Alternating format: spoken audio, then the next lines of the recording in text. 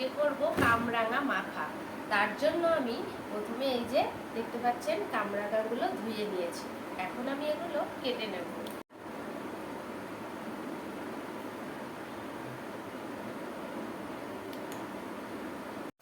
দেখুন কি সুন্দর করে কেটে নিয়েছি, কি সুন্দর লাগছে দেখতে এগুলো একটা একটা। এরকম ভাবে আমি কেটে নিচ্ছি, দেখবেন কিভাবে।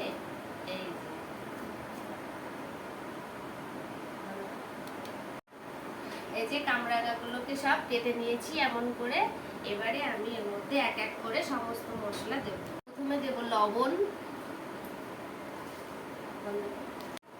আমি বসে পড়েছিলাম এখানে সবকিছু কাটার জন্য। আমার ছেলেকে বলেছি কাঁচা লঙ্কা আনতে, এই যে এতগুলো লঙ্কা নিয়ে এসছে।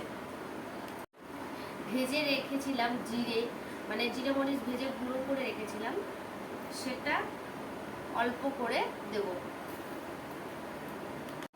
ধনে গুঁড়ো, বাজার থেকে কেনা, এটা গুঁড়োই কেনা ছিল, তো এটা দেব অল্প করে।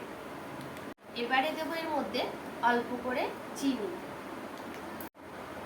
এবারে দেব সস কিষানে, এটা অল্প করে দেব।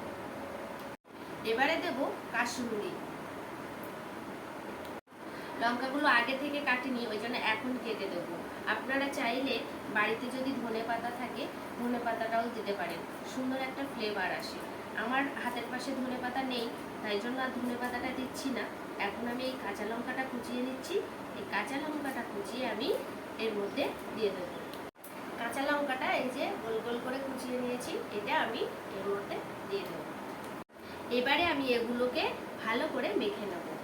এই যে এরকম ভাবে মেখে 10 মিনিটের জন্য রেস্টে রাখবো। কথায় আছে আগে দৃশ্যধারী তারপর গুণবিচারী। যে জিনিস, মানে যে তরকারি, অন্তত খাওয়ার জিনিস যদি দেখতে সুন্দর হয়, সে খেতে খুব সুন্দর হয়, এটা আমরা মানি, সবাই মানি। তো এই যে দেখুন কত সুন্দর লাগছে দেখতে, একটা একটা একেবারে যেন তারার মতন দেখতে লাগছে, তাই না? এবারে আমি একটু খেয়ে দেখি।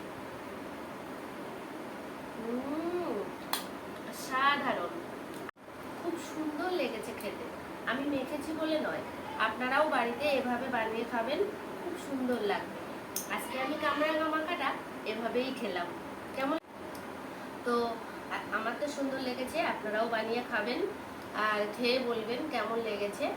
আজকের ভিডিও আমি এই পর্যন্তই রাখছি। আপনাদের ভালো লাগলে অবশ্যই লাইক কমেন্ট করতে ভুলবেন না।